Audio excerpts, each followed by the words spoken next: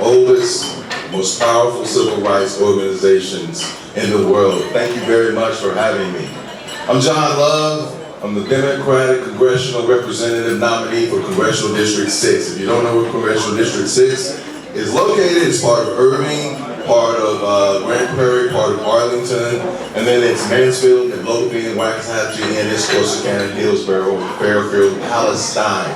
One of the most heavily gerrymandered districts in the state of Texas. Like Ms. Garcia was saying, my mom was born in Pelham, which is in Navarro County, because my ancestors were in Galveston in 1865 for General Order Number 3, the reading of the Emancipation Proclamation.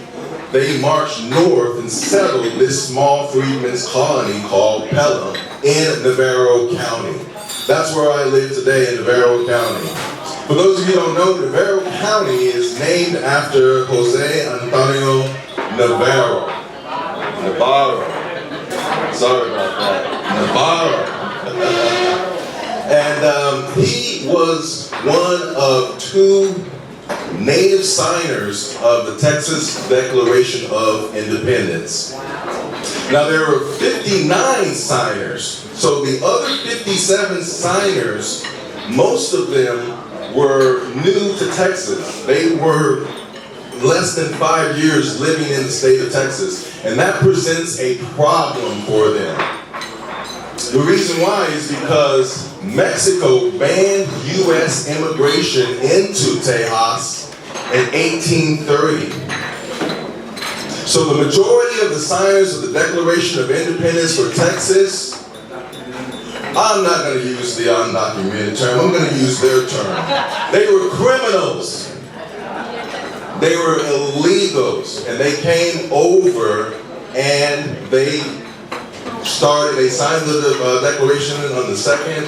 On the 6th, they had the Battle of the Alamo, and then of course on April 21st in 1836 was the Battle of San Jacinto, where Texas freedom was won.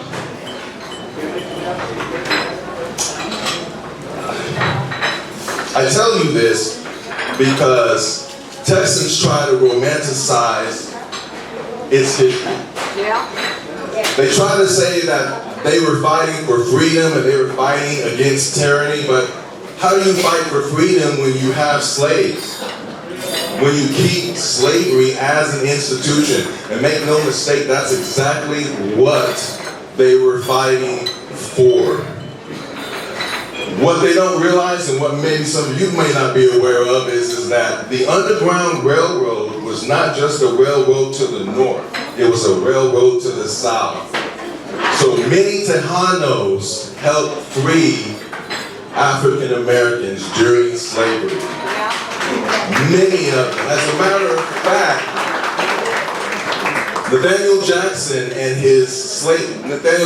was a white man from Alabama, and his wife, Matilda Hicks, a slave, left Alabama and bought 5,500 acres ranch on the border where they used to help and ferry African Americans into Mexico. I don't have a lot of time, but my message is that black and brown people have always worked together. Always worked together. This organization brought about the first successful lawsuit to integrate schools. In 1954, it also brought incredible legislation, Hernandez versus Texas, which allowed Mexican Americans to be on juries. So you have a proud history. We have a proud history working together, and it needs to be known. That's the reason why they're trying to whitewash Texas history. I know that this organization is not going to let it happen. I'm not going to let it happen. I'm John Love. I am the Democratic nominee for Congressional District Number 6. I appreciate your support. Thank you very much. JohnLoveForTexas.com.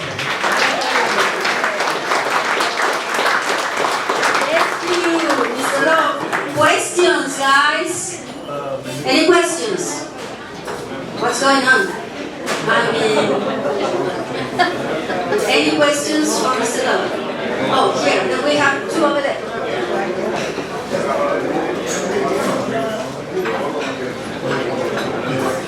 morning and welcome to Chorizo and Menudo.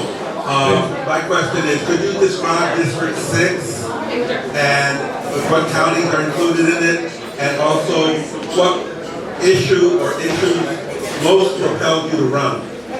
Yes, District 6 is part of Irving, City of Irving, part of Grand Prairie, part of Arlington, and then the cities of Mansfield, Midlothian, Waxahachie, Ennis, Corsicana, Hillsborough, Fairfield, and Palestine. What prompted me to...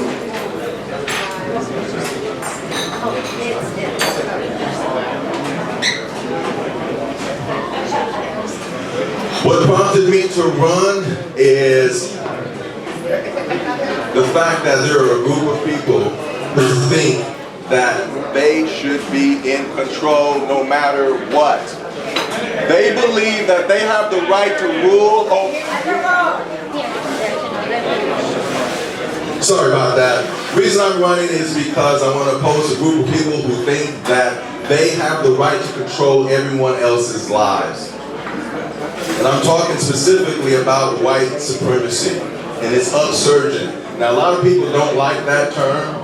I don't necessarily like to use it, but my definition of white supremacy is just that, a group of people who want to control everyone else's lives. That's why I'm running. Yes, ma'am. The other question, I think she speaks Spanish.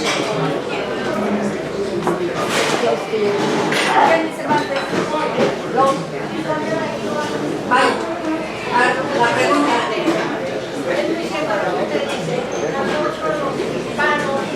We support African Americans.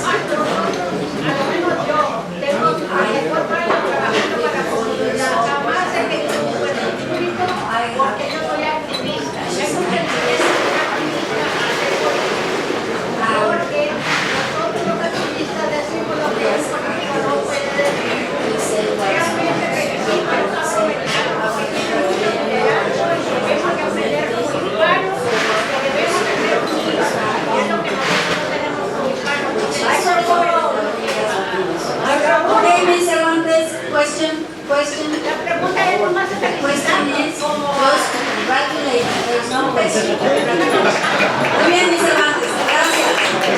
Okay, Connie. Claudia, the microphone over there with Connie. Thank you for being here. You're running for all that area. You know the demographics of that area, how many Latinos, how many African Americans. I know you're saying it's a white run kind of area, but do you know the true demographics of the Latinos and the African Americans that live in that community that you feel that will support you? African American, 20.6%. Latino, I believe, is 28%, and the rest, besides some other minority groups, is Caucasian. So those are the demographics. The district is 65% traditional Republican, 35% Democrat. However, we expect to flip that district. And the reason why is because we have the Biden, I'm not going to say the other guy's name, the Biden race. We have the Colin Allred, Ted Cruz race, and so there's a lot of people who are already trying to get the vote out. And with my campaign's own efforts to get the vote out, we expect to surpass those numbers.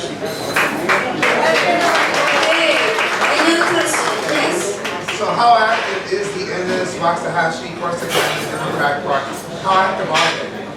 Say that again, sir? How active are the parties from those 3 or 4 biggest cities in that District 6? So for a long time, Democrats in this state have been a little bit reticent, shy about stating who they are, coming out.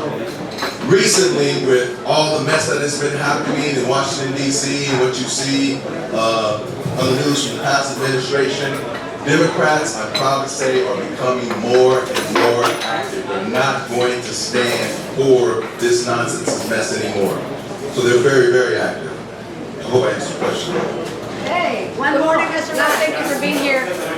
Could you give us a little snippet on your position with the border Yes. immigration? Now you have time to help us. So I served on the Board of Trade Advisory. The question is my snippet on about the border. I served on the Board of Trade Advisory Committee for the state of Texas for 4 years. And it's border and immigration, two different things. Every country needs a secure and safe border, and that's extremely important. But we're not doing all that we can do. We can leverage technology so that we have a digital waiting list. We can be able to track people who come into this country. More specifically, we can use technology to make sure that truck drivers are able to pass the border freely, because that is something that's lost in the conversation. When Greg Abbott suspended the border a couple of years ago, the price of lettuce was just shooting up because Mexico is our largest trading partner, and we get most of our produce there. And so, the argument about the border has not changed, and if I have just a little bit of time, I just want to read something. This is out of the order of secession that Texas wrote when they were going to secede from the Union. The federal government, and please, tell me if this sounds familiar to you. The federal government failed to protect the lives and property of the people of Texas against the Indian savages on our border, and more recently against the murderous forays of banditti from the neighboring territory of Mexico. That is one of the reasons why they wanted to secede from this state. It's the exact same argument that they have. They have no new arguments, they have no new plans. They have nothing that is new. Everything that they do is remanufactured in the same. Last question over there. So you mentioned Colin already, and he has a moderate message and a bipartisan message that seems to be working and resonating for Texans. Although the progressive wing seems to be more prevalent in the Democratic Party than we know right now. I know it's impossible to discuss every policy plan that you have, but what is your take on that? Will you be bipartisan, work with both sides, or do you embrace more the progressive wing that seems to be dominating our party right now? I don't think they're mutually exclusive. I'm a progressive Democrat, but I served 7 years on the Midland City Council, where I was the only Democrat, and I worked with 6 Republicans. And guess what? We got things done. So I have no problem with reaching across the aisle and working with people. I have a problem with ignorance and stupidity. There you go. Okay. I'll finish by quoting LULAC motto. Adelante! Thank you. Excellent. Thank you, John Locke, for being here with us. Our next speaker is Joey Rodriguez. He is running for Dallas County Community College District, Dallas College, Trustee, District 7. Joey Rodriguez, a first-generation Latino with roots in Mexico, transitioned from his role as a former BISD educator to become a non-profit leader. In his current position, Joey collaborates with the School Board of Trustees and community members, striving to improve student outcomes in multiple districts in Dallas County. Dedicated to empowering the first-generation college students, Joey founded a nonprofit that offers essential resources for their academic journey. Driven by his passion to improve higher education outcomes, Joey is running now for Dallas College Board of Trustees, District 7. Let's give him a round of applause. Thank you. Buenos dias. Amazing, amazing. It's great to be here. I've been here, one time actually, not too long ago, and I thought, man, what a great bunch of people, and I cannot wait to one day be speaking in front of y'all. I didn't think then that I would be filing for this seat, but here we are, right? My name is Joey Rodriguez. I want to tell y'all a very quick little story. Both my parents are from Mexico. My mom is from Durango, and my father is from Juarez, Mexico. Anyone got family in? Very good. And so my story is actually not that exclusive, right? I'm pretty sure a lot of us would resonate with it, and a lot of students here in Dallas resonate with it in Dallas County. My father used to tell me that when he was a kid, he was 5 years old, and he used to sell chicles, right? Little gum over across the border, right? And he used to go to downtown Juarez and sell to the Americans coming from El Paso. And he said that when he was 5, he used to do that. He'd go straight to the border wall, the steel bars, and he would look through and see the other side, right? Because if you guys know, right, if you guys know the Juárez al Paso, you can literally see el otro lado, right, the other side. And that's how they used to talk about it, is, oh, the otro lado, like what's on the other side? I bet, my dad said he used to look over there as a 5-year-old and go, you know what, I bet you kids over there have everything they need. I bet you kids over there don't have to sell gum and shine shoes. I bet you kids over there have great school systems. They don't have to pay for anything. They don't have to worry about anything. I bet you life is better over there. So him and my mom got married, and they did what a lot of dreamers do, right? They came over here, had me and my brother, and I'm a proud product of the public school system. I was the first in my family to go to college and get my bachelor's degree, first in my family to go off and get my master's degree. Thank you, appreciate that. Right, thank you, yeah, to all the first-gen scholars out there. Absolutely. So education was really transformative in my life, especially going into higher ed. The unfortunate truth is that I kept looking back at my experience, and I noticed that there were times where, even without giant steel bars, right, I still felt like I was on the other side of a lot of things, right? Like I was on the other side of information, and there was a barrier between me and access to opportunities, access to information that everybody just seemed to know except for me. And I kept looking around and going, do people know things that I just don't? Is there, why do these people know about these opportunities and I don't? I felt like maybe I was like missing an email or letters weren't being sent to my house, right? And so that's why I did what a lot of people do when they want to change the world. I became a teacher. Shout out to the teachers, anyone who's ever been an educator. Absolutely, absolutely. And through that journey, right, in Dallas, here at Dallas ISD, I started finding that I saw kids every single day who were still having that experience that I had over 20 years ago. And it was amazing to me, in a way, to think back and go, wait a minute, and it's not just our first generation kids. It's not just our Latino kids. It's our black brothers and sisters as well in those communities, right? It's our low-income students. Yeah. It's our students, right?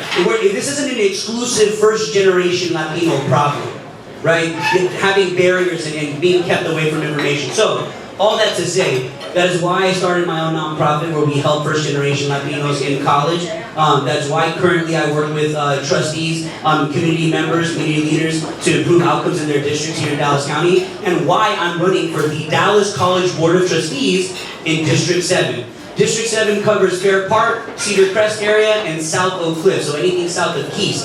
DeSoto, Lancaster, and Wilmer Hutchins. So if you live in any of those areas, I will be on your ballot in May, okay? My platform is very simple, right? First thing we gotta do is improve workforce readiness.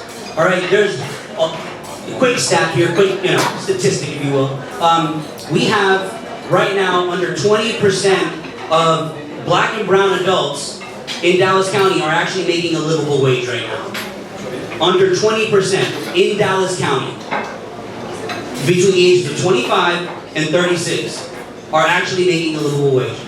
So when people ask me why workforce, that's why. Because there are certain certificates you can get, level 1, level 2, industry-based certifications, right, that you can get at Dallas College and go off and start making $60,000 a year, right? And when you come from places where I come from, where your parents cumulatively never made more than $30,000 in a household together, $60,000 for one person who's 20 years old is life-changing, right? There you go, absolutely. The second thing we got to take care of is our transfer process, right? From 2-year to a 4-year institution. Right now in the state of Texas, through the Community College Resource Center, they did a study recently, and they found that only 45% of community college transfers actually complete their bachelor's degree. 45%. And for black students, it was 33%, and for adults over the age of 24, it was 37%. So that tells me the community colleges at least aren't doing their job in preparing and making sure we're aligning our course sequence to the 4-year institutions. And look, I'm not saying we got to go out there and do all this research and see what Duke and Harvard got going on and what the course sequence looks like there. We can start where our kids are most likely, our students, right, are most likely going to now. UNT, UTA, right? The schools that are here at DFW, start there. Align those courses. Don't make students waste time and money on credits that aren't going to count, right?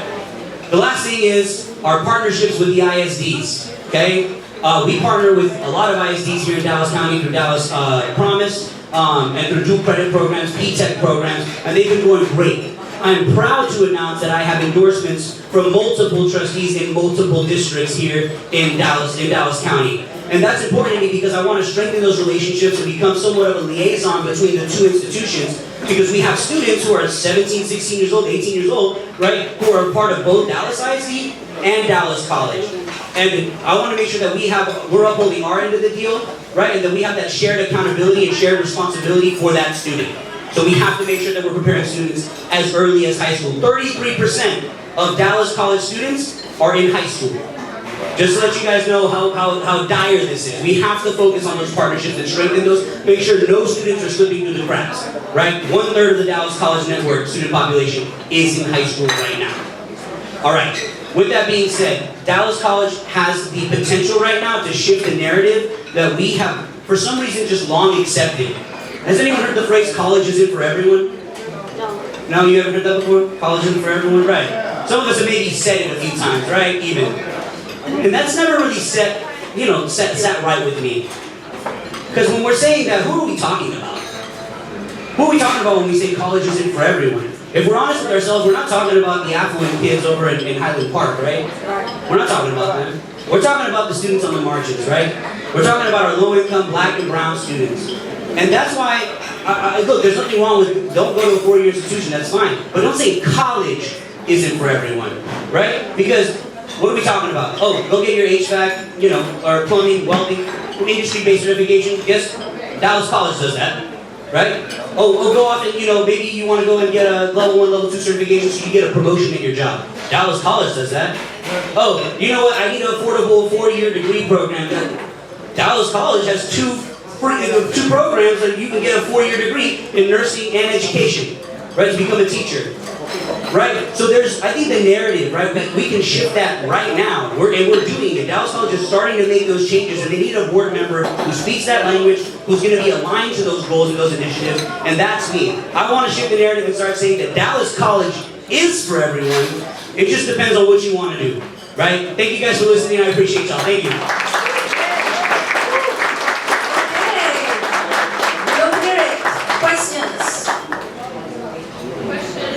Okay, Gracie.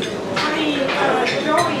Yes. Congratulations for deciding to run for Dallas College. I'm Gracie Cortez, and I'm Deputy Director of LULAC Youth for District 3. So of course, we're always encouraging our youth to go to college and for them to see more role models, positive role models such as yourself.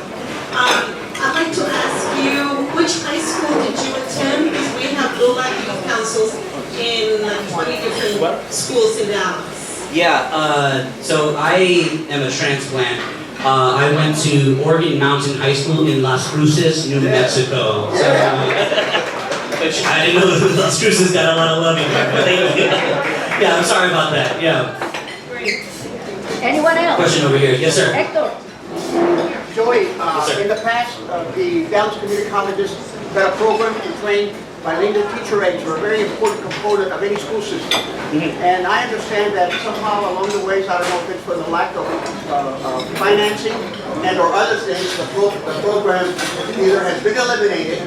You know, the university system of Texas does not produce enough bilingual teachers. Right. Consequently, they have to go outside the state, outside the country to bring in people. When we could be cultivating our own people, that many of them that are mothers at home, that could be working on it as a teacher aide and ultimately getting a degree and getting certified. Which we've done in the past under the desegregation court order that we have. Right. Did you commit to something like that at the Dallas College? Yes, I commit to filling any industry that is high needs, high paying, right, and high skilled. And that includes our teacher force. You're absolutely right. So I'm in support for their 4-year program that they have right now. One of the things that I would definitely encourage, right, even though this is kind of a little bit outside my lane, but if this is just my personal opinion here, is to make sure that we're equipping those teachers in the early childhood program, in that 4-year program, to also obtain their bilingual certification and to also obtain their special education certification as well. That way they're not only more prepared, but they're a lot more marketable as well. Absolutely. Yes, sir. Excellent.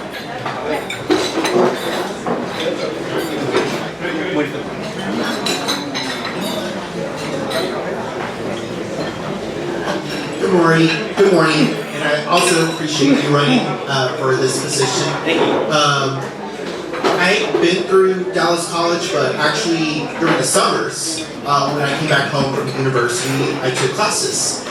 So what would be some ways that that Dallas College can promote that, and also encouraging academic advisors to actually motivate and be positive with the students that they have to see every day when they come to? Yeah, I love that question. I think part of it right now is we need to make that issue visible.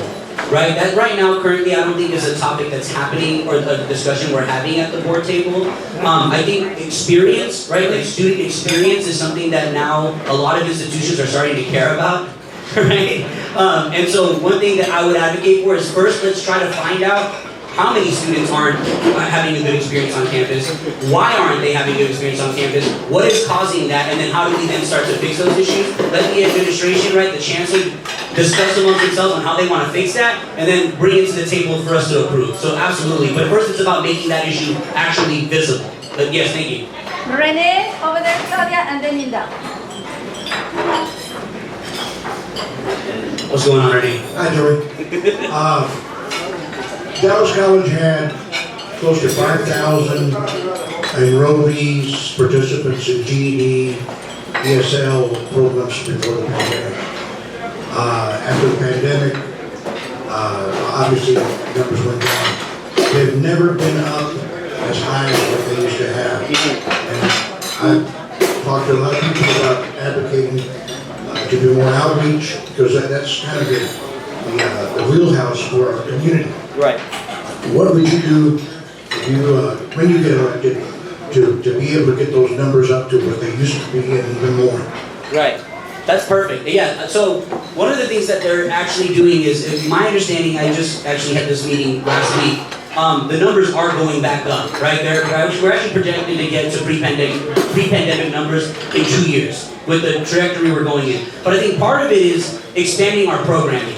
I think that the more that we align ourselves and partner with corporations and industries that are literally knocking at our door, saying, hey, we need young people to come and work this job for $65,000 a year, the more we can identify and partner with those people, the more marketable we are as a college, right? The more that we partner with Dallas the ISDs of Dallas County, right? And not everybody does partner with Dallas College, right? Not everybody has a Dallas Promise. So that's kind of one of those things that I feel like has led a lot of people into, once again, 33% of our students are in high school, right? So that's another place where we can continue to drive enrollment, but also I just think it's about making sure that people understand just the expansiveness of our programming, and even the non-credential stuff, right? Even the stuff that isn't an associate's degree, you can come in and do this 6 to 9 month coding boot camp and start making money.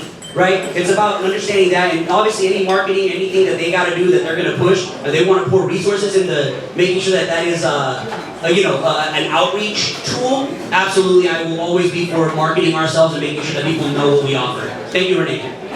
Good morning, thank you for being here today. I have like several questions, but I'll try to make it short. Remedial classes. We have a lot of Latinos that have to take remedial classes and they get discouraged. What are you doing to help these students, one? And two, what are you doing on the campus level to bring ESL and bilingual classes to these students to make them successful? Because they fail because they have that language barrier. Right. So this is something that I have not looked into very much. And it's very important. Right. And this is only because higher ed institutions function a lot differently than your ISDs, right? In Dallas ISD, you go to a board meeting or a board briefing, they're going to present data, they're going to tell you exactly what student populations are doing what target we're trying to hit. Higher ed is never really, it's the only institution, right, where the fault is on the student and not on the institution if they don't complete. Dallas ISD fans, tell me if I'm wrong, but if you guys had 10% completion rates, graduation rates, the state would take over. I mean, you guys wouldn't even be a district anymore. Higher ed, it doesn't matter, right? You can have 10 to 13% college completion rates and still just maybe get a little slap on the wrist. They can't get rid of you is what I'm trying to say, right? So for a long time, they haven't governed in the same way. So one of the things that I'm trying to do, not to get too nerdy or too in the weeds here, but is to establish an outcomes-based governance framework with the chancellor. He's leaning in that direction. They want to start focusing on the outcomes. How many people are completing these courses? what's our goal or target, what's our baseline first of all, and then where are we trying to go with our students, and break that down by demographic. What our black students need, what our Latino students need, our emerging bilingual students, because let's not conflate the two, right? You can be Latino and not emerging bilingual, right? And so making sure that we're meeting the needs, but first we have to start talking about the outcomes and not just, oh, my student's having a bad time at school, can you please help? Because that just becomes anecdotal, anecdotal evidence that they just throw to the side. But the minute you start to track the data, it becomes visible. We can all start to say, all right, we need to fix that. And once again, as a board member, it's not really my role to come up with the solutions, but to put pressure on the administration to come up with solutions. Does that make sense? Would you create a transitional program that will help those kids transition into college? Absolutely. Yes, absolutely. Yeah, because now there's funding for that too. The state's providing funding for everyone that we transition over from our institution to a 4 years. So that's perfect. Absolutely. And parenting education classes as well. Okay, sounds good. Joey, tell us how can we help you? Where's the campaign headquarters? Appreciate you, absolutely. Campaign headquarters, love it. We're a very small campaign. My campaign headquarters is at handsome Well, right there, back there with the with my shirt. It says Joey Rodriguez on it. Right, those two, both of them. How do we send money? You guys can send money on joey4dallascollege.com. I also left little push cards on your table that have a QR code. You can just scan that and go straight to my website. You can make a check out to Joey Rodriguez campaign. I also, thank you for saying that. I have a donor right now that wants to match my next $3,000 raise. So if you guys, thank you, yes, absolutely. So if you guys can help me get to $3 grand, that's $6 grand that will allow me to send out mailers, that will allow me to send out text messages, which is going to make a huge difference in my race because full transparency, the other candidates running are not campaigning at all. All right, so what's the name of your nonprofit? The name of my nonprofit is called Firme DFW. Yes, yeah, he's got a shirt. Yeah, absolutely. Thank you, David. Yeah, all right. Thank you guys so much for listening. Tell us when does early voting start? Early voting starts April 22nd, and it goes to April to the 30th, and then election days on May 4th. Absolutely. And you can vote anywhere. But once again, specifically, if you live, over here in, Kessler Park or wherever, I won't be on your ballot. So please look up your ballot. Make sure that I'm on it. Vote for Joey! Thank you guys. Appreciate y'all. Thank you, Joey. Okay, excellent. Now we go to someone I have the honor to introduce every single time I see him. His name is Chief Albert Martinez, Dallas ISD Chief of Police. Chief Martinez was born on June 9, 1970 in Pecos, Texas, and is married to Tammy Martinez and is the father of 3 children. He began his law enforcement career as a campus police officer for Sul Ross State University in 1992. He joined the Dallas Police Department on August 13, 1993, where he served for over 29 years in many roles involving patrol, administration, and investigations. And I had the honor of serving with him in some of the dark periods of the Dallas Police Department in Dallas history. But nevertheless, Chief Martinez served as the second in command in the Dallas Police Department when he retired. Chief Martinez has a bachelor's degree in criminal justice from Sam Houston State University and a master's degree from Dallas Baptist University. Let's give a warm Chorizo Menudo welcome.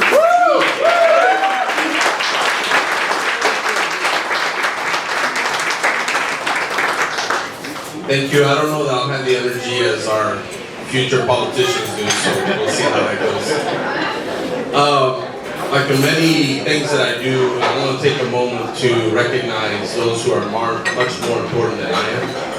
I want to take a moment to recognize Lieutenant Juan Cedillo from Dallas ISD, Assistant Chief.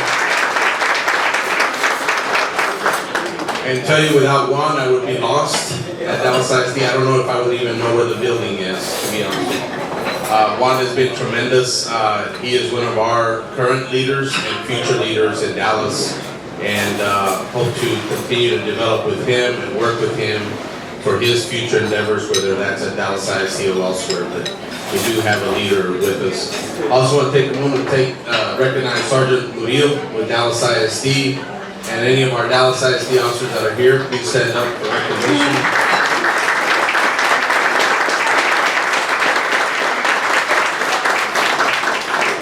Thank you for that. The reason I recognize them is because they have a mandate now, right after Uvalde, that we're committed to stop anything that happens at our schools, even if it's going to be at the cost of our own lives. And our officers and our sergeants are at that front line, and that's our commitment. Another one thing that I would like to do and recognize is to tell you, Sheriff, future Sheriff, re-elected Sheriff, however it's going to be, we need you.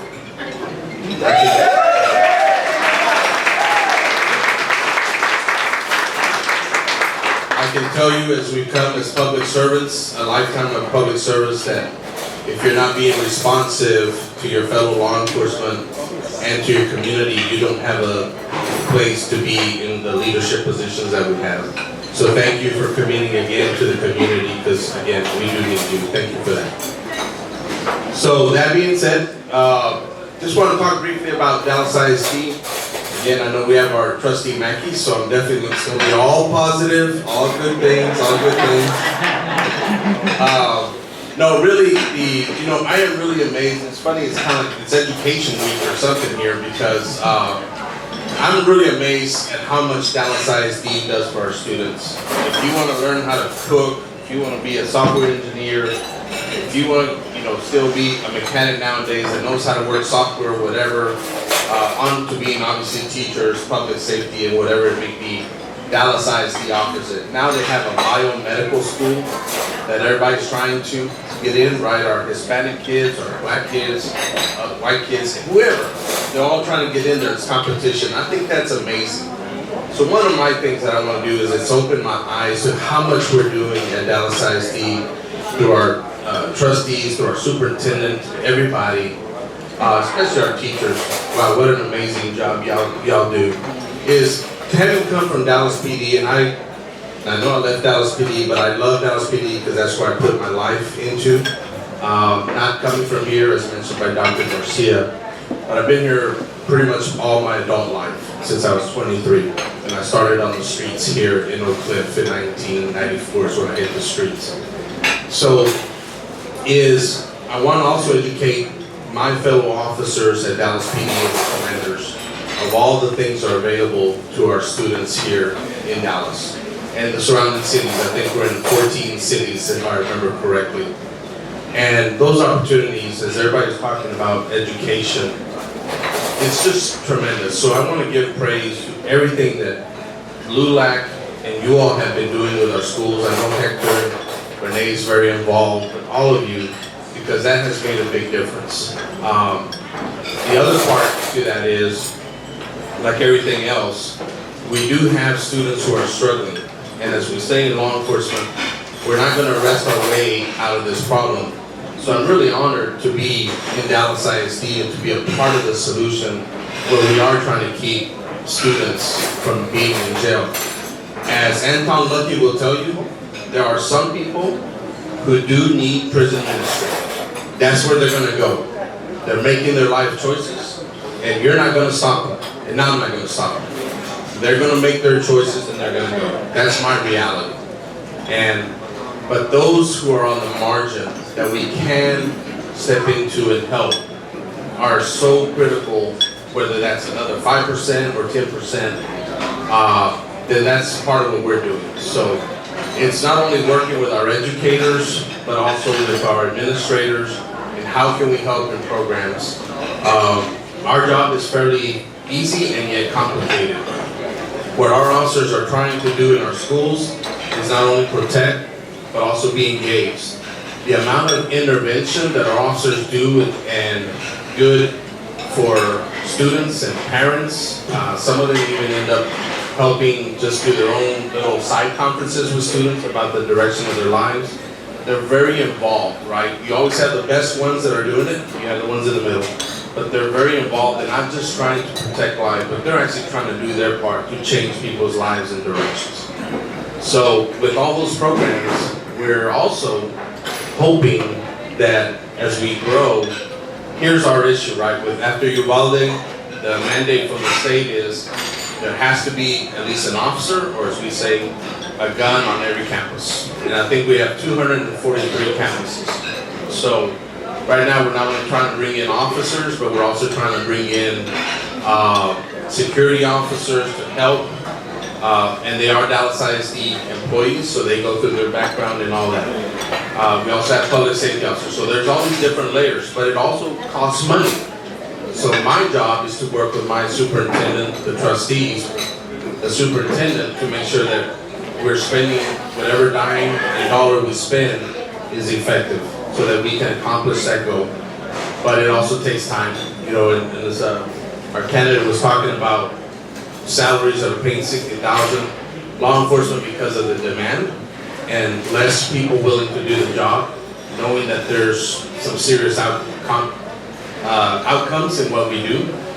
You know, now you have most law enforcement paying $70,000, $80,000, right? So it's a lot, and you can tell I have not missed many meals, right? So it's good pay.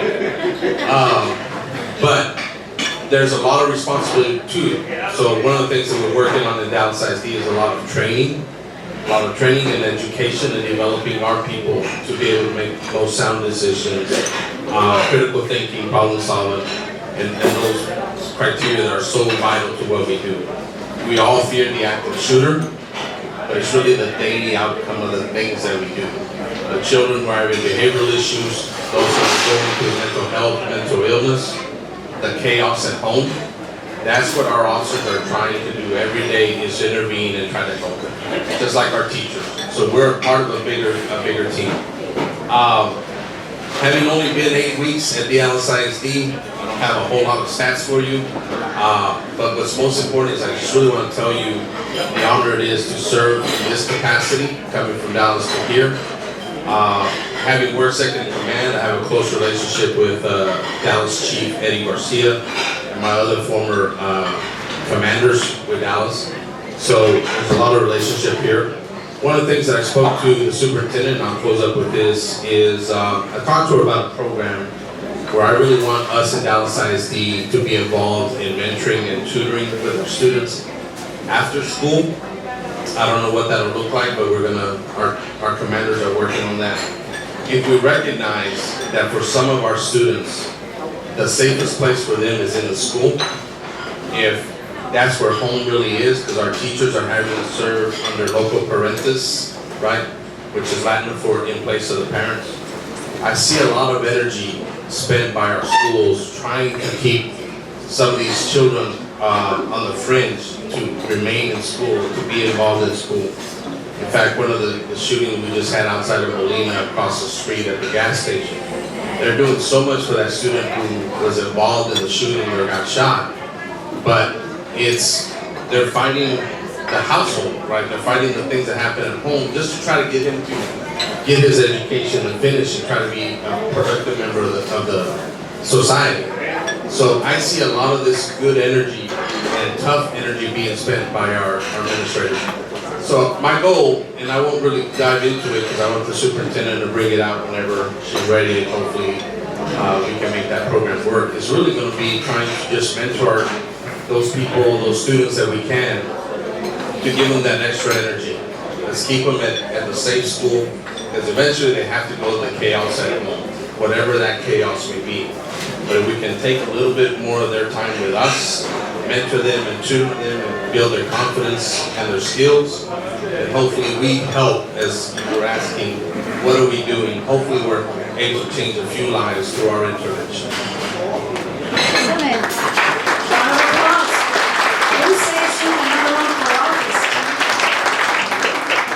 Okay, questions? Yes, Omar, and then we go there, and then we go over here. Okay. Ready, Miss Claudia? Oh, okay, no, Jerome, we start there, and we go around Miss Claudia. Chief, first I want to thank you for your service. Second, if you could highlight for the group, what is the DISD doing to prep students to also join law enforcement? Because I know it only takes a 2-year degree, and then they can either join the DIC or the Dallas Police Force. If you could just highlight that, or the Sheriff's Department. If you could highlight that, thank you. Yes. Well, and you know, most agencies, and I believe Sheriff's Department's the same way, but most are really, you just need to have a high school diploma. But under the state of Texas, you have to be 21 years old, right? Because you can't even buy bullets unless you're 21. Now, under the Vernon Civil Statutes of the state of Texas, you can join the police department at 20, but you have to have the 60 hours of college as an exemption. So, to go directly to your question, Dallas ISD has the P-Tech programs where they're teaching the law enforcement. We have the Town View Law Magnet as well, so not just for those who want to be attorneys, but for those who may be interested in criminal justice. I know Dallas PD is involved through the community engagement, which I also oversaw, but even Dallas ISD is involved. So you're not only giving them the education in law enforcement, but you're also involving law enforcement to have the relationship with them and to show them. One of the things I didn't say is when I was back home in Pecos, I rode with the highway patrol. So when my classmates were out cruising, I was actually in a black and white stopping them for certain violations, right? And that's how it was for me. I had a friend and mentor who took me in, and it got, as I like to say, got the juices flowing, right? It's what I wanted to do. I knew that was my goal. So that's the same thing we need to be doing for P-Tech. Where it gets a little tricky, and it's like even for the sheriff, is you gotta go out and show them what we do. Don't go have them file papers and do all these silly little things. They want to know what the job really is, and they want to see the traffic stops. The Sheriff's Department does an amazing job. They work a lot of our crashes on the freeways, plus what they have to do inside the jails and stuff. And of course, we're not going to put them in the jails, but at this point, but they're going to be taught. These are all the different things we do, and same thing with Dallas ISD. So if you have to immerse them in that world for them, and then they make the decision. Okay, next. Yes, sir. Yes, good morning, Chief. Good morning. My question to you is, as you know, many campuses are used as voting sites. And in my experience, I am an election judge in a DISD campus. And to sum it up, they were doing too much because of HB3. Like, they have to have a teacher guarding the gate that went into our voting site because of HB3. So, what could be another suggestion, or is it logistically possible on those sites that are voting sites to have a ADSC officer there instead, or a security guard or something? Could that be something that could be looked at and logistically be possible to do on election day when there's students on campus? Yes, sir, all those things, right? So on that election day, that was the problem. The problem is you still have school, but you're also trying to do election. So those kinds of discussions, let's see, this is 2024, so we need to be having discussions probably as early as 2027 to prepare for 2028, because you have to determine, is the school, where we're having those issues, is the school the best place to have an election, right? Can we barricade it, right? Because that's the problem we have right now. You're trying to give everybody your right, your freedom to vote, but you're also mandated by law and by policies to protect the students, right? So we even talked ourselves about creating temporary barricades so that you don't have to have a teacher, but it has to be something that TEA will agree with, right? Our administration will agree with. And now, I will say this, Saturday, May 4th, is runoff elections. So most the classes are obviously closed, right? So, but we do expect to have officers available, additional security officers. But I'll be honest with you, we haven't even had that discussion. That discussion should already be taking place so that we know what our staffing looks like. Because for us, it's going to be overtime. But not for me, but for a lot of our officers, right? So we need to know how many really need to be there. Now, I will also tell you on Tuesday, November 5th, when the presidential elections and everything else happens, schools are already going to be closed. We already had that discussion. So we will deploy all our officers and security and everything so we can safeguard that. So again, we're going to talk 2028 or even 2026, I guess. We need to have those discussions about a year before, so all that can be talked about, because it puts a strain on us, but it puts a strain on our schools, and we know what equipment we need to put, and governments need to spend money to allow them, our people to exercise their right to vote. Thank you for that question. Thank you so much. Last question. So, Mr. Martinez, being that you worked in DPD for so many years and Dallas City Police Department, you know about the national trend is that violent crime has dropped. Some people like to say it's actually going up, but in the big city, the violent crime has gone down. Like Dallas, Houston, San Antonio, Austin. From your experience in Dallas Police Department, which is valuable, what are you seeing for the past 3-4 years when it comes to youth that come from, not necessarily Dallas ISD, but just local school districts when they're 16, 17, 18, and they're becoming the criminal offenders that you see in here, as you were DPD or currently as Dallas ISD? Do you see the trend becoming like stagnant, dropping, going up, or the youth, the 6, 17, 18, 19-year-old violent crime? Great question. I think on a more realistic level, the trend always kind of stays the same, whether it goes up a few percentage points or whatever. But the reality is it affects families, right? Families, more families or less families. The biggest issue related to violent crime is that we're losing some of these students who are out there, right?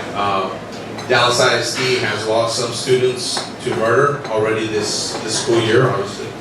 But you also have some Dallas ISD students who are involved in murders, along with robberies and everything else. So they're a part of, again, those who have made that choice.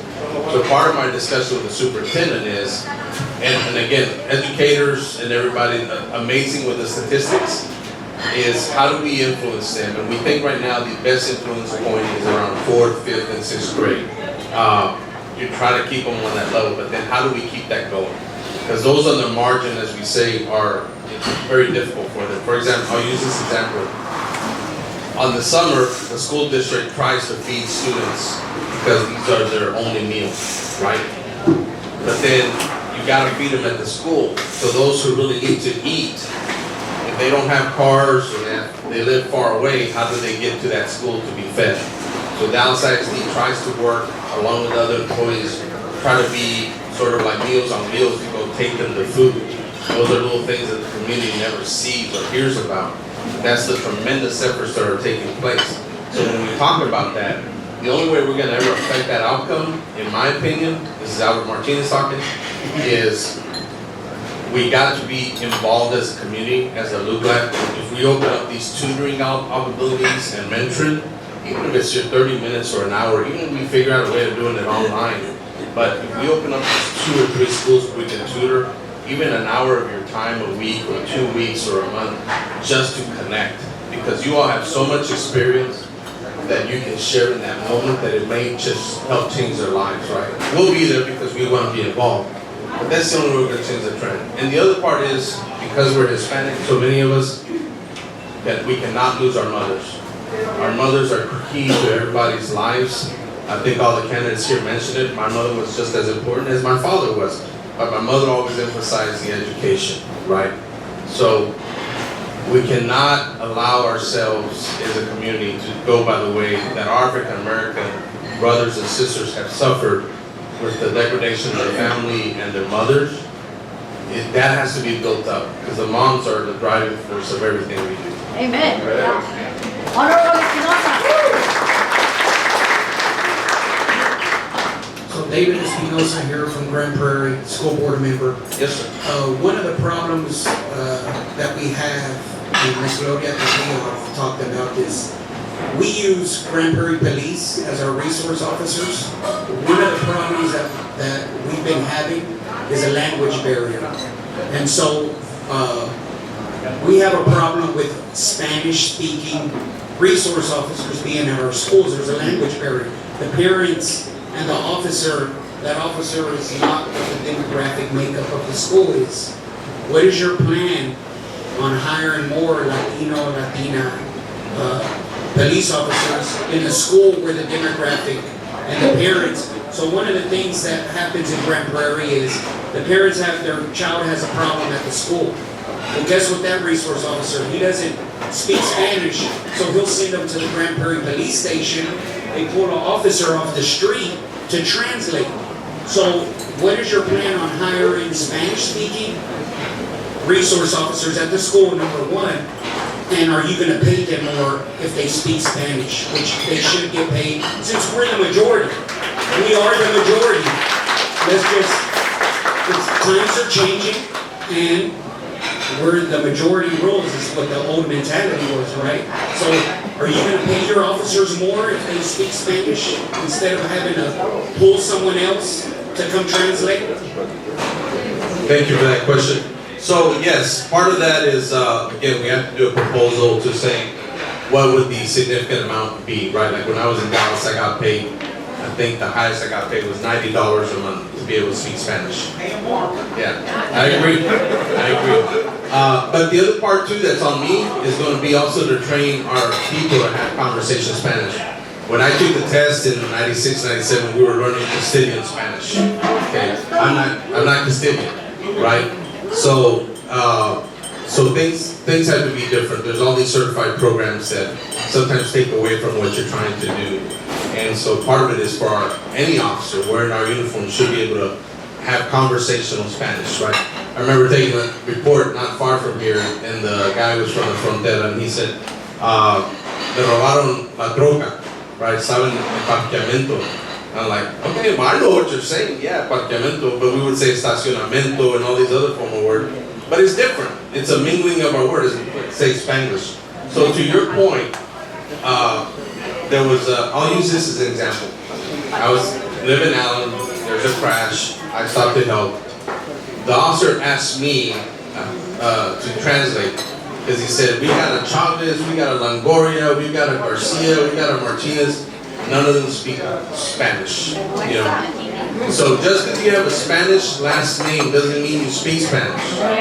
So as a leader, it is incumbent upon us to develop those programs, to develop them to be able to do that, because it's all about service. So I don't need just Hispanics. If you're not a good, credible, honorable person, I'm not going to hire you. But if you're willing to meet the community where they are and where they need to be, and that's kind of where I would expect the Grand Prairie Police is develop your people to that point. So that's where we'll be. Excellent answer. Let's give a Chorizo Menudo applause.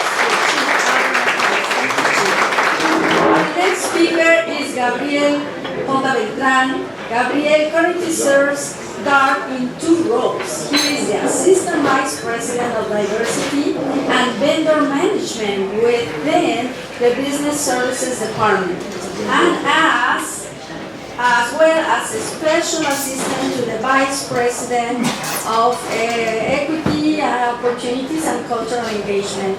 He is a seasoned professional with more than 20 years in transportation.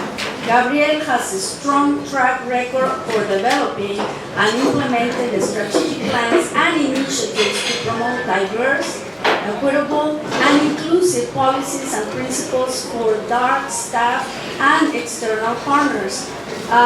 He is a member of the Dallas Independent School District Racial Equity Advisory Council and former board member for the Oak Cliff Chamber of Commerce and an alum of the Leadership APA class of 2018. Let's give a chorizo round of applause to Gabriel Beltran.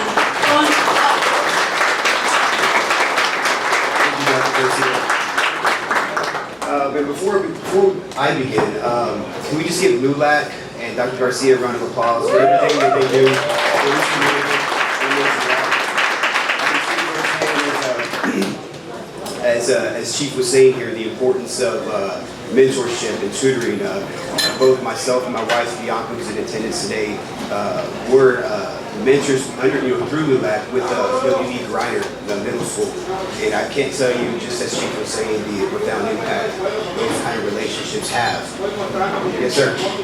With those relationships that we have under LULAC with our mentorships, as my wife and I were mentors, after-school tutors at W.E. Griner. It's just a really great relationship, and I think LULAC for being in the community right there across the street and helping us do that. And also, just real quick, as I was mentioning to Chief earlier, I didn't know if everyone in this room knew, but we actually have a holy trinity of Latino chiefs of police. We have chiefs. Yeah, that's very important to recognize. We have obviously We have Chief Martinez with Dallas ISD, Chief Garcia with Dallas PD, and Chief of Dart PD is a Latino as well. That's the Chief Cato. So if you did not know that, it's the Holy Trinity. We're going to give that a round of applause.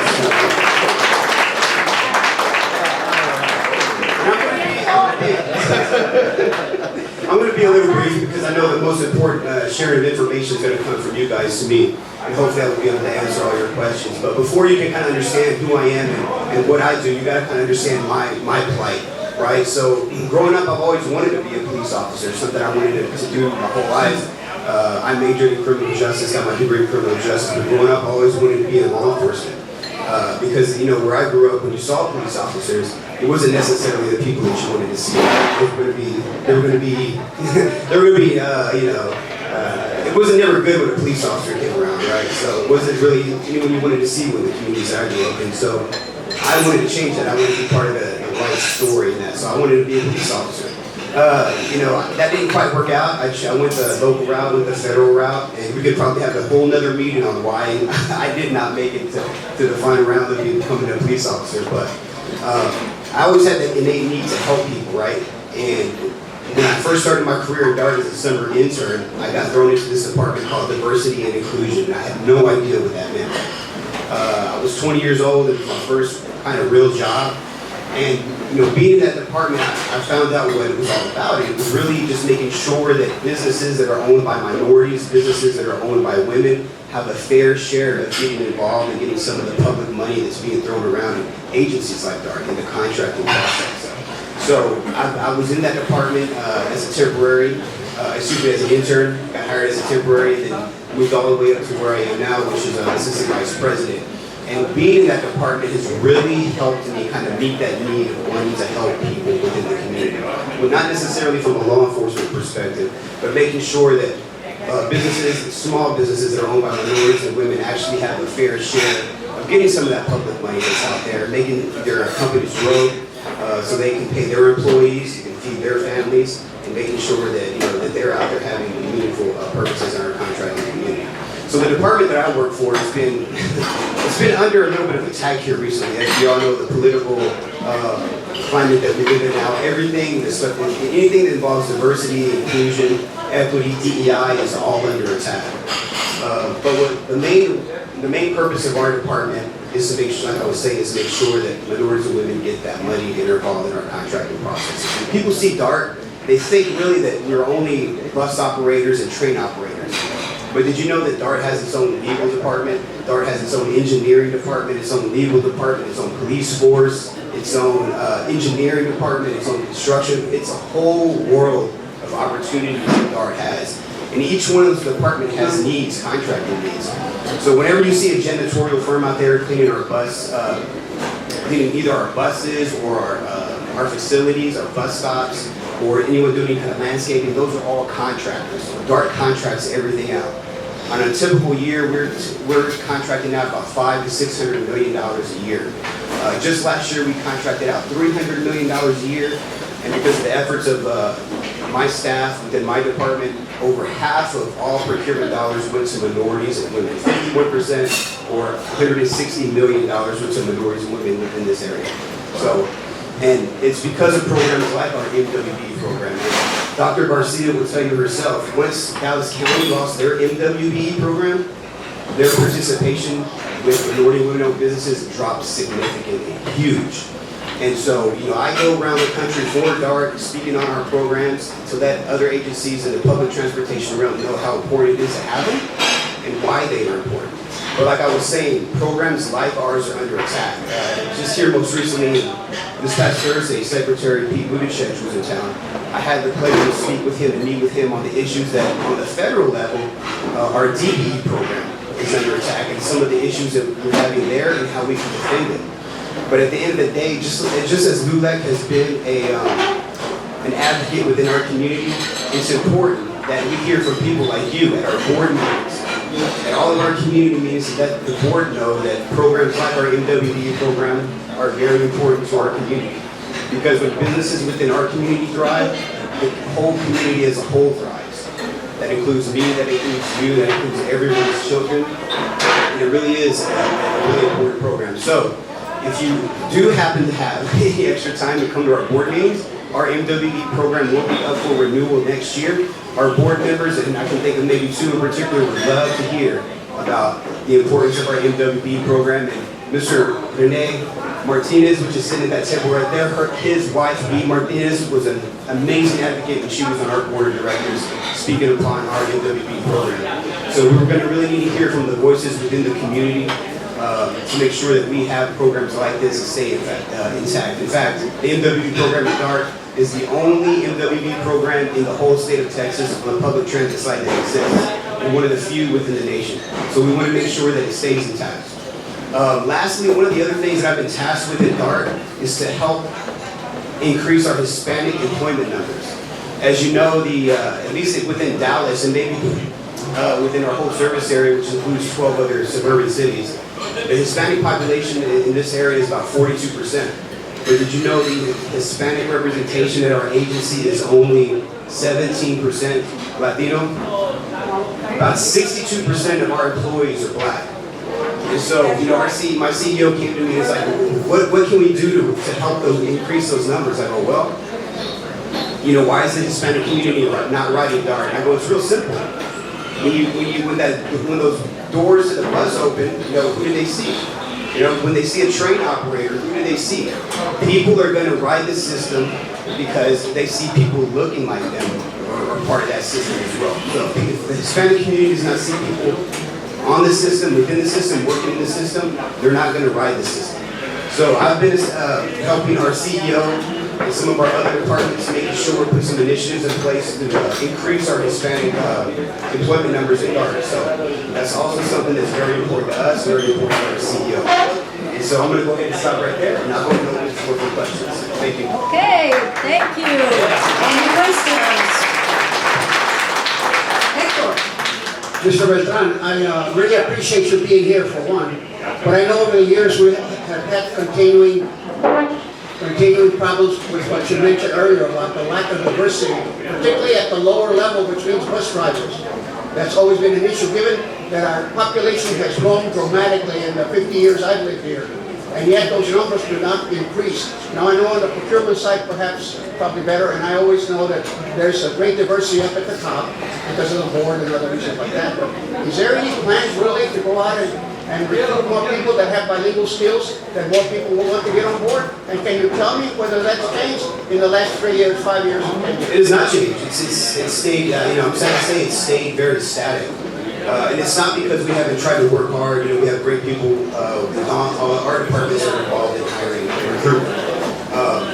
You know, once I was tasked with this, you know, one of the first things that I looked at, it was a very, very simple idea to implement.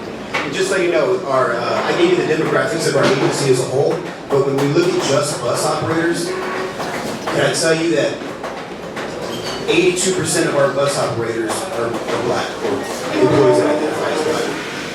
Now, that's about over 1,000 employees that are just bus operators. If we look at the very next highest demographic, which are Hispanic numbers, that number drops to 200. So we have 200 Hispanic bus operators, and the next, in the highest level, we have over 1,000 black operators. So those numbers have not changed, and they've stayed very static, and it's going to take a long time for them to change. But one of the things that I've recommended, you know, I'm pretty sure it's going to go into effect, is that it's a very simple thing. That we have a certain number of required applications that Spanish speaking, now again, we have to do everything within the law, right?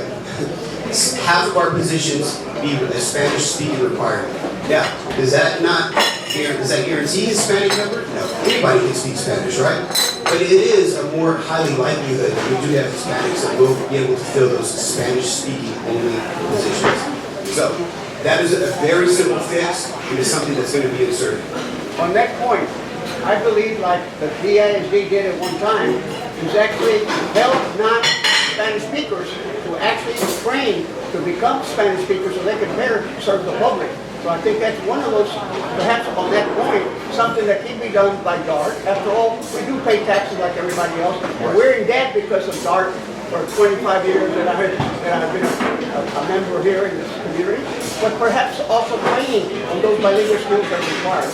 Yeah, and we did at one time, we had a collaboration with At that time it was DCCCD, obviously Dallas College now. You need to get together with Joey and see if you can do a program. We're getting Absolutely. everybody to be Spanish speaking.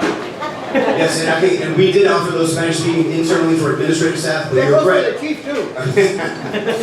Frontline staff is the most important, yes, sir. Thank you. Thank you. That's amazing. That's amazing. I am Dr. Chorizo. I am Assistant President. I'm also a professor for UNT Dallas. So my question for you is very simple. It's more of our curiosity. So we know that we Latinos in numbers were decimal in corporate America.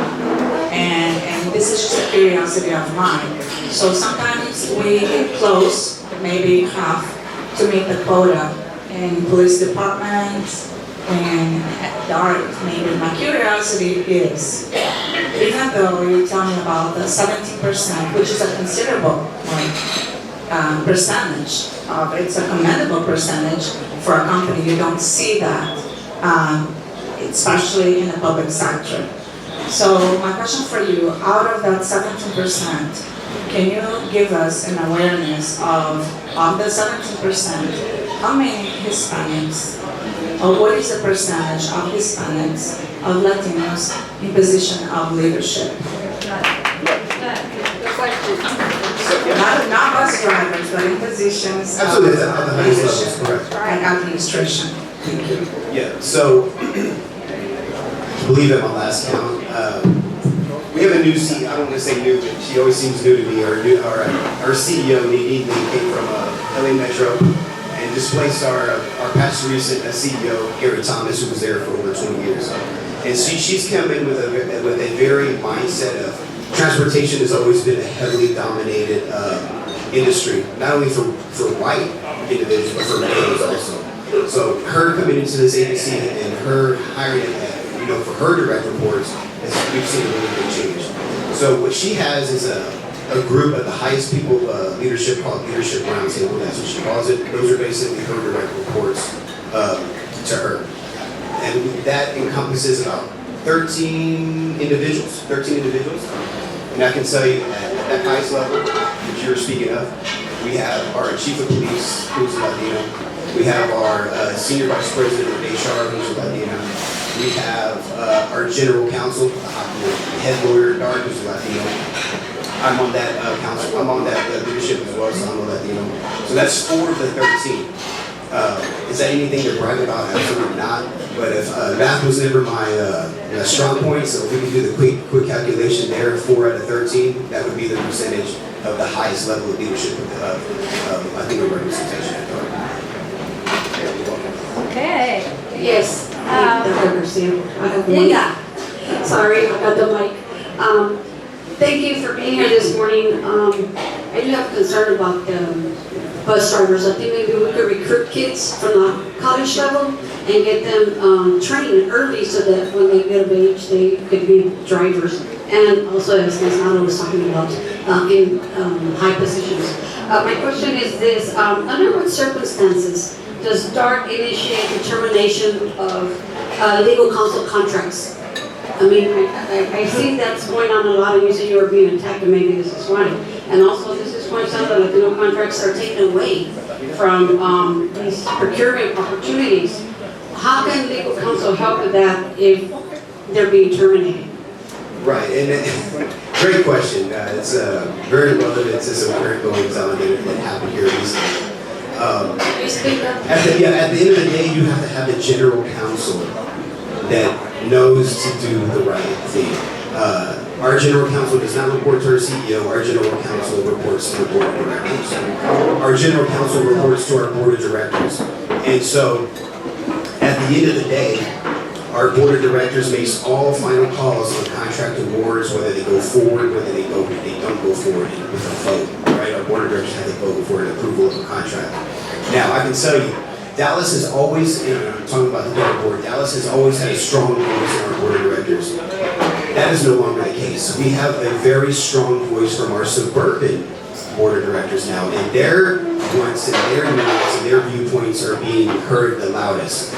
So, and we have some very strong voices on that board that are not in favor of diversity, not in favor of contracts to minorities and women-owned businesses.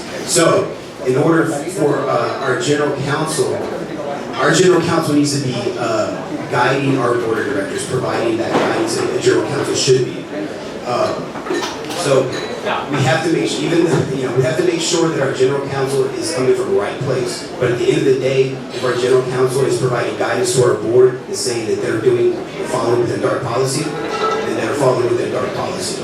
Now, that's kind of when you're dealing with the board, it's their word at the end of the day. Unfortunately, if you feel or someone feels that is no longer the place or that wasn't a just decision, then you'll have to go other measures to try to rectify that. But our department, it definitely provides a voice within the agency, but our voice can only go so far. How large is the board and how many are minorities? That's another thing. Minorities, I want to say that we currently have on a board of 15, we have 3. Not enough. I couldn't agree with you How more. do we elect new or appoint new Latino board members to that board? So our board of directors are appointed by their city council members. Some of them are mayors. Right. Yep. And I want to say the city of Dallas has one minority representative. Her name is Flora Hernandez. Okay, Rudy. Yeah, well, I just wanted to say that, my mother, she's ridden the bus all her life, and I thank her for doing that. She took me and my siblings on the bus everywhere, doctor appointments and many other things. And I feel proud of that. We're extremely prosperous. And the thing is, why did Dart raise the prices? Did they not learn anything from H&M, where they make a lot of money, versus Gucci, who makes a little bit of money? I mean, look at the comparison. If prices are high, not many people will buy or ride. Why is that? Is it because our CEO or the Dart CEO is getting 7 figures out of this nonprofit organization? I mean, I'm a big taxpayer, so are my siblings, and I'm just asking, how can I see where my money is being spent? Because I don't see it being recovered when we raise our prices, which is completely ridiculous. Transparency. So are you speaking about fare increases on our Exactly, fare increases. Right. Yeah, so I want to say every 2 years, our fares are looked at, whether to be increased or to be stay the same. There's never really a decrease, and I can tell you honestly, public transportation, every ride is heavily subsidized. So the amount that you do pay, do you know what you pay for a single ride on a dark bus? From what I know, it's like $6 and the day pass. For a day pass is $6, right? So if you take that out and figure out what it's subsidized, it comes out to maybe like $26, $27 per ride. So it is, even though the prices do go up, it is at a great discount.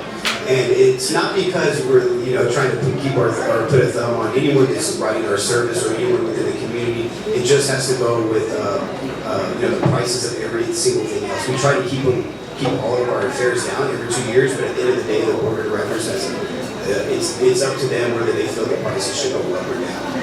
Okay, because I need to talk with the board of directors because it is ridiculous. Like I said, H&M and Gucci, you can see the comparison. H&M makes tons of money, and as an organization, many mismanage our money, and there's a lot of money under the table. I'm sure of that, and I want to make sure how the money is being spent because there are a lot of other mothers who take their kids. Yeah, we're low income, but I feel proud.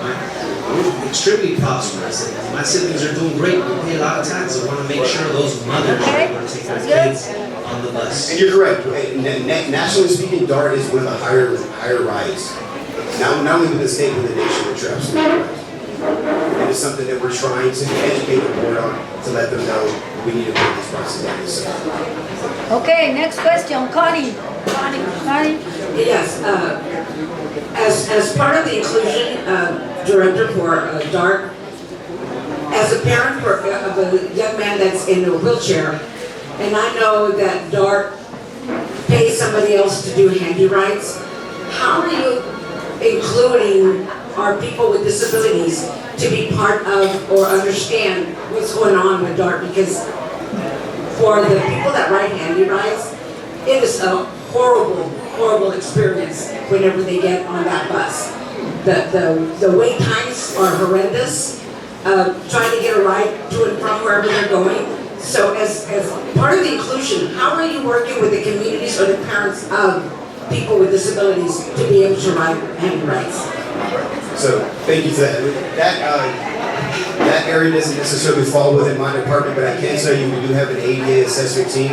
We do have certification teams. I believe you said your son, correct? So when your son had to be certified to use the paratransit services, they came to our headquarters and dealt with our staff. But I think where the complaints that you're coming from is from our paratransit provider, correct? Yeah, and unfortunately, you know, as you know, sometimes that was a taxi driver at one time. At one time, that was also certified paratransit providers as well, which we currently have a contract with ND Transit now. That unfortunately, sometimes those are independent contractors. Like I was saying, DART contracts everything out. So when those situations occur where you may have bad experiences, please make them aware to us so we can handle it in an expedient fashion. But we just try to tackle those issues when we can. We don't really have in place an education arm that educates our ADA riders, our paratransit riders, about the complete services that DART provides for them. But I would definitely happy to leave you my card so we can have a more in-depth conversation on that personal matter and make sure you get your needs addressed. Okay, our last question over here. Okay, so Mr. Beltran? Yes, sir. I know it's mostly economics, but if you have more transit riders, the fares are not going to go up. If you double the number of riders, I understand. I'm the example I heard from the CNBC was the person who talks about, I don't want to drive over the tunnel in New York and pay my parking garage because it's so much more expensive than just hopping onto a train. So, and I love that example because if you can make it a better deal to ride a bus, more people ride buses, especially when we talk about new car prices or used car prices. So my question's always been, I grew up in Houston, so I know the Metro and I know DART. And it's always over and over, same thing. What are you doing to recruit or try and market to more of the Hispanic African-American community who lives within 10 miles of downtown to more people who use the transit system like in New York City so that they're less likely to have to buy a new car and therefore everybody is better off? Well, how are you trying to recruit, market to the Hispanic community, African-American community, white community, suburban, it doesn't matter. How are you trying to get more riders in DART, whether it be the train or the bus, than ever before? And then therefore you need less subsidies because you have more bus riders. Right. And great question. And just as I was mentioning, our CEO, Nadine Lee, she is huge on bus service. If you know anything about DART, we've been basically a construction company the past 10, 15 years building our light rail system, focusing on the expansion of our system.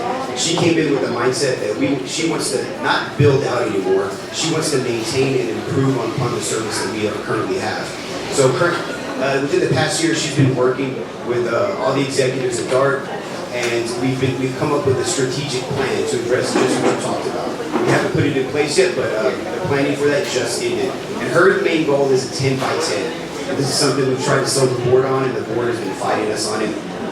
But it's basically 10 by 10 means no longer than a 10-minute wait to ride a bus, and no longer a 10-minute walk to get where you need to once you get off that bus. And so what she's come up with is a strategic vision and a plan. We're working with consultants to get this done. We're trying to sell it to the board now. Where that plan will be effect. So we're going to have a second alignment of our bus system to make sure that all of our bus routes are running more efficiently. The headway there will shrink so we can in fact implement that 10 by 10 plan, including fantastic spaces where we can make those areas where people are going to be walking from and to those bus areas more walkable, more desirable to be around. But those plans are in place, yes sir. Okay, last question. Raquel. Good morning. My question is a follow-up to the gentleman's question Stand up and please. earlier regarding the bus fare. I mean, the fare increases. From what the board is getting for the most recent fare study, it appears that the fares are going to go up. It appears that the board, specifically certain board members, are very inclined for some of the higher percentages of increase. What do you recommend the people that use the bus or the people that are anticipating to use the services to assist the board members into understanding that continuing to increase the fares is not necessarily going to create more passengers. Correct.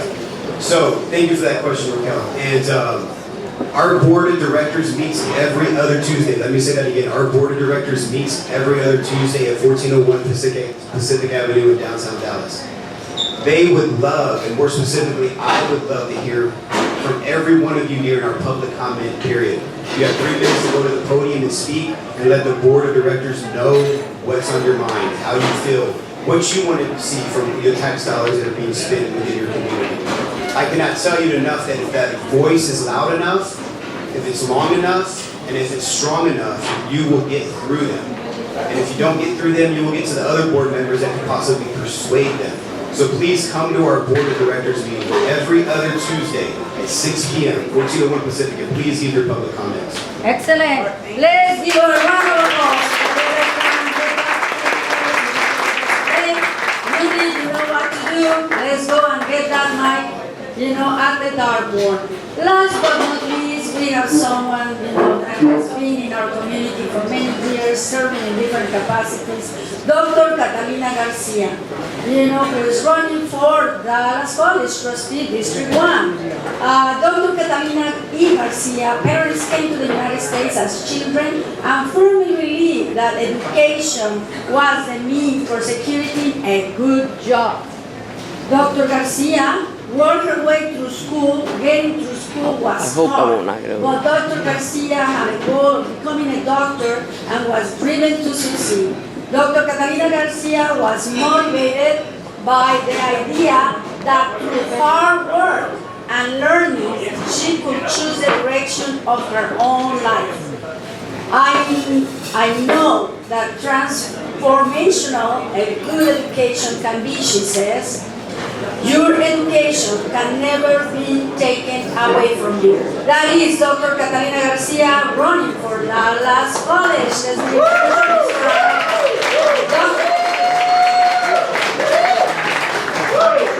Well, it's still good morning. I was late and I'm very sorry, but I hired college students from Richmond. It's not loud enough? Oh, okay.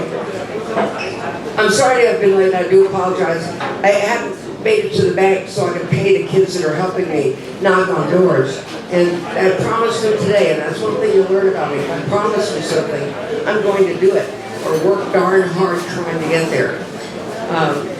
My name is Dr. Catalina Garcia, and I'm presently the trustee for District 1. Yeah? Okay. For District 1, which is in North Dallas. It's around the Richland campus and around the University of Texas. And you may not live there, but you can still help because you have friends who live there who can vote in that area. My district is beginning at the Collin County line. You have the Jupiters, and it goes all the way downtown to North Henderson. And then on the other side, we have Midway. So that's a huge area. I know you have some connections there. Why is that important? You want me to go back there. I'm the one that has really decided we need to know more about what's going on at the college. I'm the only trustee who independently put together a town hall that would report to my district what we're doing. I brought in the city council representative, I brought in the county commission representative, and I brought in Parkland to tell people what's happening. And what's happening is something really good. We're going to put a clinic on the Richland campus. And it's not just for the students, it's for the entire neighborhood. It's only going to be a day clinic, yes, I know. But that's what we were able to get together. And I think that's a fantastic progress.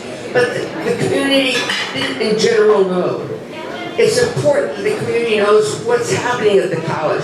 Because one of the things you're going to be surprised to learn is, every year that I've been there, well, I'm there too, they cut down the number of English as a second language courses. Now, this isn't just about language. If you stop teaching English as a second language, what type of student is not going to be going to Richland? Latinos. If you look at our hiring systems, you'll see who's being hired. It is not Latinos. This is a very subtle way to make a big difference and put pressure on our group to leave. So I want them to stay there, and I think I'm the one to do the job for you. I have gotten in a lot of trouble because I like to visit the campuses, and I've been to every campus, all 7 of them, several times. I've been to some of our centers. I attend events that are happening on campus that the students are doing. In all this time, I'm the only trustee to walk down with the graduation class, the processional, 6 times. I attended every single graduation. I think we need to tell our students we're proud of them. And I couldn't figure out any other way to do it and get to all the students, but to do it that way. You'll find that I'm the person who will make certain that our community is represented. It's very important. This 42% everybody keeps talking about, it's nowhere in the college. Where it is in the students. Nearly half of the students are Latino. Across the United States, 30% of all college students are in community schools. Community colleges. Who's attending those community colleges? Us. It's very important that we take hold of control of the community colleges because that's where the changes are happening. That's where they're changing courses so that people are being taught trades and skills that they can get a job. I think that's terrific, but not if they cut the courses in history, mathematics, and English. We need to have an educated workforce. Just to get you an entry-level job is not enough, because you'll stay there forever if you don't speak English well and you don't know something else besides your trade. So I'm asking you to reach out to everybody you know who lives in the area and tell them to vote for Catalina Garcia. I am retired. I work at this like a 40-hour job every week because I have the time and I have the energy. So please vote for me. Thank you very much. And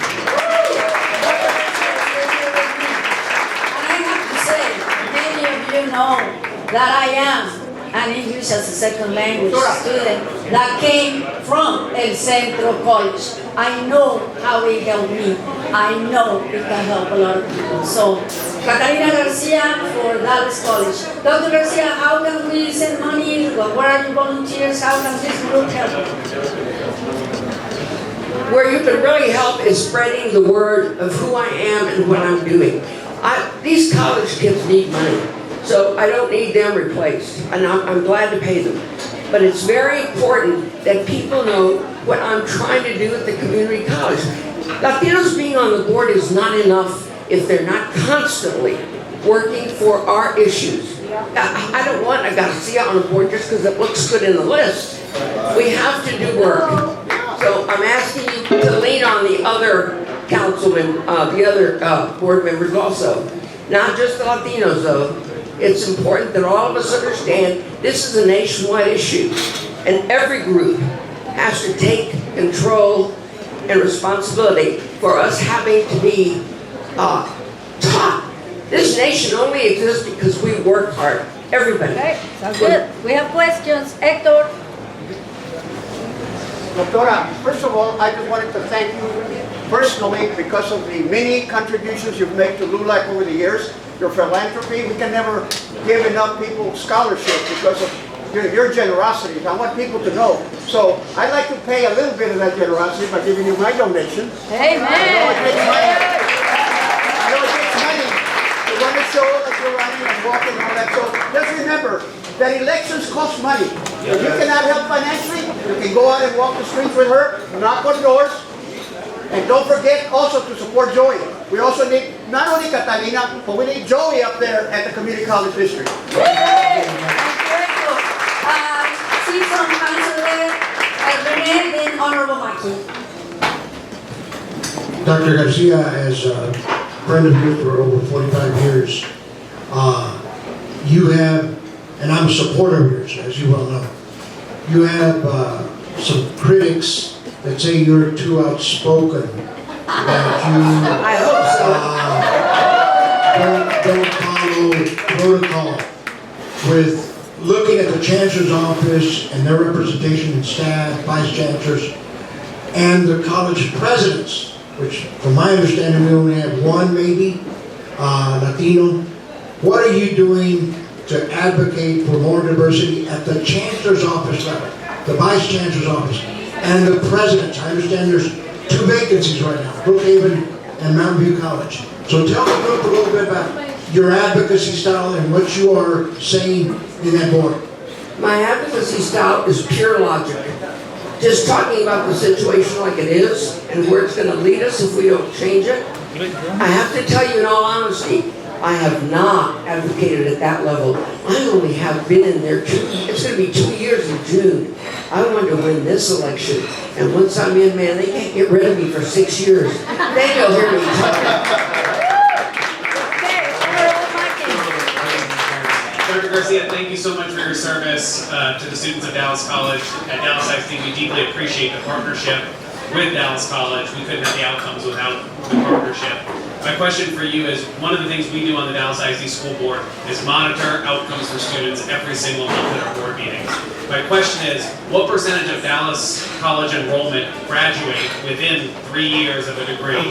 And would you be supportive of setting transparent outcome goals at a board level and monitoring progress to raise that rate for our Latino and our African American students? Like I told you, I have been, in spite of the fact they say I'm all outspoken, I've been actually sitting on my hands about that one. Absolutely, that needs to be something that's done every board meeting. One of the reasons that people don't know what's happening there is because nobody is talking about it. None of the other board members I know talk about it. I have got a lot to do once you re-elect me, because then I'll be a lot stronger.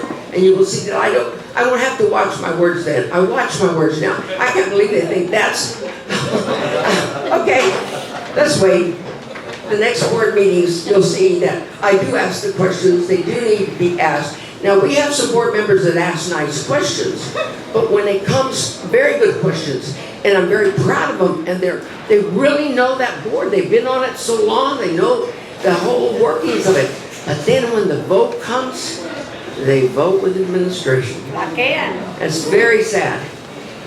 But all I can do is ask you all, please spread the word.